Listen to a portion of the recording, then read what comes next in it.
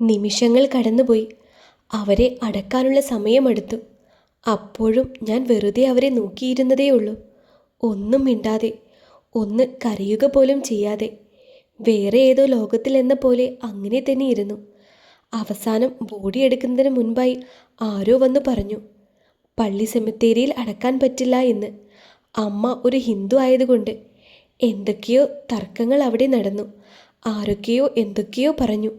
അപ്പോഴും ഡെറി ഇതൊന്നും അറിയാതെ അവൻ്റെ അപ്പയും അമ്മയും മാത്രമായിട്ടുള്ള ഒരു ലോകത്തായിരുന്നു.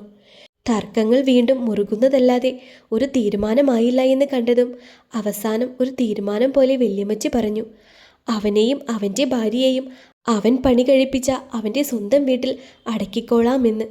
അതിനൊരു ആളുടെയും സമ്മതം വേണ്ട എന്ന്. ജേക്കബേ, വേണ്ട കാര്യങ്ങൾ എന്താണെന്ന് വെച്ചാൽ ചെയ്യുക. ശരി അമ്മച്ചി.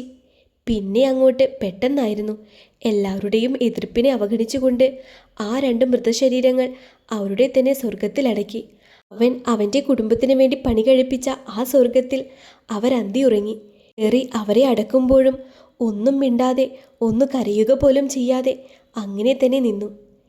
പിന്നെ ദിവസങ്ങളും മാസങ്ങളും കടന്നുപോയി. ഇതിനിടയിൽ അവരുടെ ബാക്കി ചടങ്ങുകളെല്ലാം കഴിഞ്ഞു. അപ്പോഴും ആരോടും ഒന്നും പറയാതെ ഡെറി അങ്ങനെ തന്നെ നിന്നു. ചടങ്ങുകളെല്ലാം കഴിഞ്ഞ് 1-2 മാസം കഴിഞ്ഞപ്പോഴേക്കും ജേക്കബും കുടുംബവുമെല്ലാം തറവാട്ടിലേക്ക് താമസം മാറി. ഇടയ്ക്ക് ഡെയ്സി വന്ന് നിൽക്കുമായിരുന്നു. പതിയെ കമ്പനി മുഴുവൻ ജേക്കബും ഐസക്കും കൂടെ ഏറ്റെടുത്ത് നടത്തി. കൂടുതൽ അധികാരം അവർ അവിടെ കാണിച്ചു തുടങ്ങി. കൂടാതെ ജോണിന് അവകാശപ്പെട്ട ഓരോ ഇടത്തും അവർ അധികാരം കാണിച്ചു തുടങ്ങി. ഡെറി പിന്നെ ആരോടും ഒന്നും മിണ്ടാതെ ഒരു മുറിക്കുള്ളിൽ ഒതുങ്ങിക്കൂടി. അത് ഒരു കണക്കിന് ജേക്കബിനും കൂട്ടുകാർക്കും സൗകര്യമായി. അങ്ങനെ ഒരു ദിവസം റൂമിലിരിക്കുമ്പോഴായിരുന്നു ഡെറിക്ക് മരിക്കുന്നതിന് മുൻപായി ജോൺ ഏൽപ്പിച്ച ഫയൽസും മറ്റും ആ കാര്യങ്ങളെക്കുറിച്ച് ഓർമ്മ വന്നത്. ഒരു ദിവസം രാത്രി എല്ലാവരും ഉറങ്ങിയെന്ന് മനസ്സിലായപ്പോൾ ഡെറി റൂം നല്ല പോലെ ലോക്ക് ചെയ്തു. സീക്രട്ട് ലോക്കറിൽ നിന്നും ജോൺ ഏൽപ്പിച്ചതെല്ലാം എടുത്ത് ഓരോന്നായി വായിച്ചു നോക്കി. ജോൺ കൊടുത്ത ഫയൽസ് എല്ലാം അത്രയും സൂക്ഷ്മതയോടെ അവൻ നോക്കി. അതിലെ ഓരോ കാര്യങ്ങൾ അവനൊരു പകപ്പോടെയാണ് നോക്കിക്കണ്ടത്. സ്വത്തിനും പണത്തിനും വേണ്ടി ജേക്കബും ഐസക്കും ചേർന്ന് കളിച്ച കളികളുടെ സകല തെളിവായിരുന്നു അത്. കൂടാതെ കമ്പനിയുടെ മറവിൽ നടക്കുന്ന പല ഇല്ലീഗൽ ആക്ടിവിറ്റീസിൻ്റെ തെളിവായിരുന്നു. അതെല്ലാം ഒരു പകപ്പോടെയാണ് ഡെറി നോക്കിക്കണ്ടത്. പിന്നെ ഒരു പെൻഡ്രൈവ് ആയിരുന്നു അതിൽ. ഡെറി വേഗം തന്നെ അത് ലാപ്ടോപ്പിൽ കണക്ട് ചെയ്തു. വേഗം ഹെഡ്ഫോൺ കണക്റ്റ് ആക്കിയിട്ട് അതിലെ വീഡിയോസ് എല്ലാം പ്ലേ ആക്കി. അതിൽ മരിക്കുന്നതിന് മുൻപ് ജോൺ റെക്കോർഡ് ചെയ്ത വീഡിയോ ആയിരുന്നു അത്. മോനെ, അപ്പയ്ക്ക് മോനോട് കുറച്ച് കാര്യങ്ങൾ പറയാനുണ്ട്. മോൻ എങ്ങനെയും അവിടെ നിന്ന് രക്ഷപ്പെടണം. ഒരിക്കലും അവരുടെ പൊള്ളയായ സ്നേഹത്തിൽ മോൻ വീണു പോകരുത്. ചുറ്റും ശത്രുക്കളാണ്. അപ്പ എല്ലാം അറിഞ്ഞു വന്നപ്പോഴേക്കും സമയം ഒരുപാട് വൈകിപ്പോയി. അപ്പയുടെയും അമ്മയുടെയും ജീവൻ ഏത് നിമിഷവും എന്തും സംഭവിക്കാം. ഞങ്ങളുടെ ജീവൻ ആപത്തിലാണ്. എൻ്റെ മോൻ എങ്ങനെയും അവിടെ നിന്ന് നന്ദൻ്റെ അടുത്തെത്തണം. ഞാൻ തന്ന ഫയൽ, അതിൽ മോന് മുന്നോട്ട് ആവശ്യമുള്ളത് എല്ലാമുണ്ട്. അധികം നാൾ അവിടെ നിൽക്കാതെ എങ്ങോട്ടേലും ആരും കാണാതെ അവിടെ നിന്ന് രക്ഷപ്പെട്ടോണം. ഞാൻ തന്ന അഡ്രസ്സിലേക്ക് മോൻ ഇപ്പോൾ തൽക്കാലം പോയാൽ മതി. അവിടെ ചെന്നിട്ട് നന്ദനെ വിളിക്കണം. ബാക്കിയെല്ലാം അവൻ പറയും. എൻ്റെ മോൻ എങ്ങനെയും രക്ഷപ്പെടണം. എനിക്ക് ചെയ്തു തീർക്കാൻ ഒരുപാടുണ്ട്. അപ്പയുടെയും അമ്മയുടെയും ഗതി എൻ്റെ മോന് വരാതിരിക്കാൻ വേണ്ടിയാണ് അപ്പ പറയുന്നത്. ഞങ്ങൾ എൻ്റെ മോൻ്റെ കൂടെ എപ്പോഴുമുണ്ട്. മിസ് യു മോനെ. ആ വീഡിയോ അവസാനിക്കുമ്പോൾ ഡെറിയുടെ കണ്ണിൽ നിന്ന് ഒരു തുള്ളി കണ്ണുനീർ അടർന്നു വീണു. പിന്നെ എന്തൊക്കെയോ തീരുമാനിച്ചുറപ്പിച്ചതുപോലെ അവനൊരു അവസരത്തിനായി കാത്തിരുന്നു. അങ്ങനെ ഒരു ദിവസം ഞാൻ കാത്തിരുന്ന പോലെ ആ അവസരം വന്നെത്തി. വീട്ടിൽ അമ്മച്ചിയും ഷെർലി ആൻറ്റി, അതായത് ജേക്കബിൻ്റെ ഭാര്യ, മാത്രമായിരുന്നു ഉണ്ടായിരുന്നത്. ഉച്ചയായപ്പോൾ അമ്മച്ചി മരുന്ന് കഴിച്ചിട്ട് ഉറങ്ങാൻ കയറി. ഷെർലി ആൻറ്റി ആരെയോ കാണാനുണ്ട് എന്ന് പറഞ്ഞ് പുറത്തേക്ക് പോയി. അത് തന്നെ പറ്റിയ അവസരമെന്ന് കരുതിക്കൊണ്ട് നേരത്തെ തയ്യാറാക്കിയ ബാഗുമായി ഞാൻ പതിയെ വീടിൻ്റെ പുറത്ത് വഴി വെളിയിലേക്കിറങ്ങി. ഫ്രണ്ട് വഴി പോയാൽ സെക്യൂരിറ്റി കാണും. അതുകൊണ്ടാണ് പുറകിലൂടെ പോയത്. അതിലൂടെ കുറച്ചുകൂടെ പോയാൽ ഒരു ഇടവഴിയിൽ ചെന്ന് നിൽക്കും.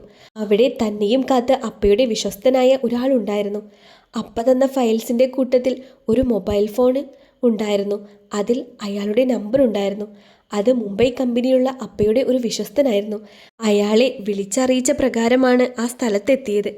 അവിടെ നിന്ന് അയാൾ എന്നെ നേരെ കൊണ്ടുപോയത് അപ്പ പറഞ്ഞ സ്ഥലത്തേക്കായിരുന്നു. നേരത്തെ ഇങ്ങനെയൊരു സംഭവം മുന്നിൽ കണ്ടതുകൊണ്ട് അപ്പയെല്ലാം മുൻകൂട്ടി തയ്യാറാക്കിയിരുന്നു.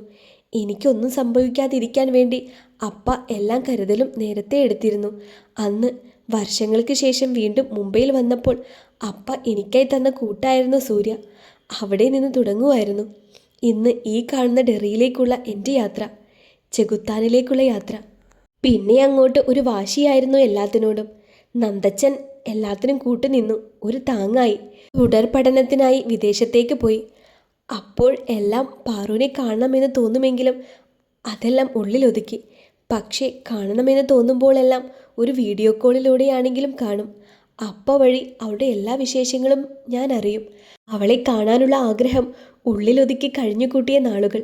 പഠനമെല്ലാം കഴിഞ്ഞ് എത്രയും പെട്ടെന്ന് നാട്ടിൽ വരണമെന്നായിരുന്നു ചിന്ത. കാരണം മനസ്സ് മുഴുവൻ ആ ഒരുവളായിരുന്നു. പക്ഷേ നാട്ടിലേക്ക് വന്ന എന്നെ വരവേറ്റത് അപ്പയുടെയും അമ്മയുടെയും മരണവാർത്തയായിരുന്നു. വീണ്ടും നഷ്ടങ്ങൾ മാത്രം. എൻ്റെ വേണ്ടപ്പെട്ടവരെയെല്ലാം അവർ ഇല്ലാതാക്കി, അതും സ്വത്തിനു വേണ്ടി മാത്രം. ആദ്യം പപ്പയും അമ്മയും, പിന്നെ അപ്പയും അമ്മയും. എൻ്റെ പാറുവിനെ ഒറ്റ രാത്രി കൊണ്ട് അവർ അനാഥരാക്കി. അവളുടെ കരച്ചിൽ ഇന്നും എൻ്റെ കാതുകളിൽ കേൾക്കാം. അന്ന് തൊട്ട് ഞാൻ അവൾക്ക് പിന്നാലെ ഒരു നിഴൽ പോലെയുണ്ട്. ഇനിയൊരു അപകടം ഞങ്ങൾ താങ്ങില്ല എന്നറിയാവുന്നത് കൊണ്ട് മാത്രം. അവളെ ജീവിതത്തിലേക്ക് കൈപിടിച്ച് കയറ്റാൻ അവർ എന്നോട് ഒരു കാര്യം മാത്രമേ ആവശ്യപ്പെട്ടുള്ളൂ. ഞങ്ങളുടെ പ്രിയപ്പെട്ടവരെ ഇല്ലാതാക്കിയ എല്ലാവരുടെയും നാശം അവൾക്ക് കൺമുന്നിൽ കാണണമെന്ന്. കാണിച്ചു കൊടുക്കണ്ടടാ ഞാൻ. അവർ ആർക്ക് വേണ്ടിയാണോ ഇതൊക്കെ ചെയ്തത് അവരുടെ അടിവേര് വരെ ഞാൻ മാന്തിയിരിക്കും. അവർക്ക് വേണ്ടതെല്ലാം സന്തോഷത്തോടെ എൻ്റെ പപ്പ കൊടുക്കുമായിരുന്നു. പക്ഷേ അവർ തെറ്റ് ചെയ്തു, അതിന് മാപ്പില്ല. ആരുമില്ലാതെ ഞങ്ങളെ ഈ അവസ്ഥയിലാക്കിയത് അതവരാണ്, അവർക്ക് മാപ്പില്ല. അത്രയും അവരോടുമായി പറഞ്ഞുകൊണ്ട് ഡെറി ആരെയും നോക്കാതെ അകത്തേക്ക് പോയി. അവൻ്റെ മനസ്സിൽ ഒരു അഗ്നി തന്നെയുണ്ട് സത്യ. അവൻ ഇന്ന് ഈ കാണുന്ന പോലെ ആയിട്ടുണ്ടെങ്കിൽ അതിന് കാരണക്കാർ അവൻ്റെ പ്രിയപ്പെട്ടവരെ ഈ ഭൂമിയിൽ നിന്ന് തന്നെ തുടച്ചു നീക്കിയവരാണ്. അവർക്കുള്ള ശിക്ഷ അത് അവൻ തന്നെ വിധിക്കും. അതൊരിക്കലും മരണമാകില്ല. ഓരോ ദിവസവും അവർ നരകിക്കുന്നത് അവന് കാണണം. അതിനായിട്ടുള്ള കാത്തിരിപ്പിലാണ് അവൻ. എനിക്കറിയാടാ എല്ലാം. അവനെയും നിന്നെയും കാണാൻ തുടങ്ങിയിട്ട് കൊല്ലം കുറേ ആയില്ലേ. ഇതിനും ഏതിനും ഒരു നിഴൽ പോലെ ഞാനുണ്ടാകും നിങ്ങൾക്കൊപ്പം. സൂര്യ പറഞ്ഞു നിർത്തിയതും സത്യ അവനൊരു വാക്കെന്ന പോലെ കൊടുത്തു. പിന്നെ അധിക സമയം അവിടെ നിൽക്കാതെ അവരകത്തേക്ക് പോയി. ഡെറി റൂമിലേക്ക് വന്നപ്പോൾ അവിടെ അവനെയും കാത്ത് പാറു ഉണ്ടായിരുന്നു. ബെഡ് റെസ്റ്റിലേക്ക് ചാരിയിരുന്ന് ഏതോ ബുക്ക് വായിക്കുകയായിരുന്നു അവൾ. റൂമിലെ ഡോർ ആരോ തുറക്കുന്നത് കേട്ട് അവൾ ബുക്കിൽ നിന്ന് മുഖമുയർത്തി നോക്കി. ഡെറിയെ കണ്ടതും അവളുടെ കണ്ണുകൾ വിടർന്നു. എന്നാൽ അസ്വസ്ഥമായിരിക്കുന്ന അവൻ്റെ മുഖഭാവത്തിൽ നിന്ന് അവൾക്ക് മനസ്സിലായി പഴയ കാര്യങ്ങൾ ഓർത്താണ് എന്ന്. അവളൊന്ന് നിശ്വസിച്ചുകൊണ്ട് അവനെ തന്നെ നോക്കിയിരുന്നു. ഡെറി അവളെ ഒന്ന് നോക്കിയിട്ട് ഡോർ ലോക്ക് ചെയ്ത് നേരെ വാഷ്റൂമിലേക്ക് പോയി. ഒന്ന് ഫ്രഷായി മുഖമെല്ലാം കഴുകി തിരികെ വന്നു. അപ്പോഴും അവൾ അവൻ്റെ വരവിനായി കാത്തിരിക്കുകയായിരുന്നു. ഡെറി അവളെ ഒന്ന് നോക്കിയിട്ട് ലൈറ്റ് ഓഫാക്കി ഡിം ലൈറ്റ് ഇട്ട് അവളുടെ അടുത്തായി അവളുടെ മടിയിലായി കിടന്നു. അവൻ്റെ ഇപ്പോഴത്തെ മാനസികാവസ്ഥ അറിയാവുന്നത് കൊണ്ട് അവൾ ഒന്നും മിണ്ടാതെ അവൻ്റെ തലയിൽ മസാജ് ചെയ്തുകൊണ്ട് അങ്ങനെ തന്നെ ഇരുന്നു. അവൾ ഓർക്കുകയായിരുന്നു, പണ്ട് മുതൽ അവരങ്ങനെയായിരുന്നു. മനസ്സിൽ എന്ത് ദുഃഖം വന്നാലും രണ്ടുപേരും അങ്ങോട്ടും ഇങ്ങോട്ടും എപ്പോഴും ഒരു താങ്ങാകുമായിരുന്നു. ഒരിക്കലും അവരുടെ ഉള്ളിലുള്ള വിഷമം മറ്റാരും അറിയരുത് എന്നുള്ള ഒരു കുഞ്ഞു സ്വാർത്ഥതയും ഉണ്ട് അതിന് പിന്നിൽ. ഇച്ചായ. കുറച്ചു നേരം കൂടി പഴയ കാര്യങ്ങളെല്ലാം ഓർത്തിരുന്നതിന് ശേഷം ശ്രീ പതിയെ അവനെ വിളിച്ചു. എന്തിനാ പഴയ ഓരോ കാര്യങ്ങൾ ഓർത്ത് സങ്കടപ്പെടുന്നത്? ഞാൻ പറഞ്ഞിട്ടില്ലേ, നമ്മൾ സങ്കടപ്പെടുന്നത് കണ്ടാൽ അവർക്ക് സഹിക്കൂ. അവരെപ്പോഴും നമ്മൾ സന്തോഷത്തോടെ കാണണമെന്നല്ലേ ആഗ്രഹിക്കുന്നത്.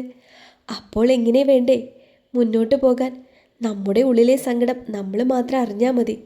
ശ്രീ പറഞ്ഞതും അവനൊന്നും മിണ്ടാതെ അങ്ങനെ തന്നെ കിടന്നു. അല്ലേലും ഈ ഒരുവൾക്ക് മാത്രമേ അവൻ്റെ ഓരോ ഭാവങ്ങളും ചലനങ്ങളും തിരിച്ചറിയാൻ സാധിക്കൂ. അല്ലേലും ഈ ഒരുവൾ അവൻ്റെ പുണ്യമാണ്. അവൻ്റെ അപ്പയും അമ്മയും അവനായി കാത്തുവെച്ച പുണ്യം.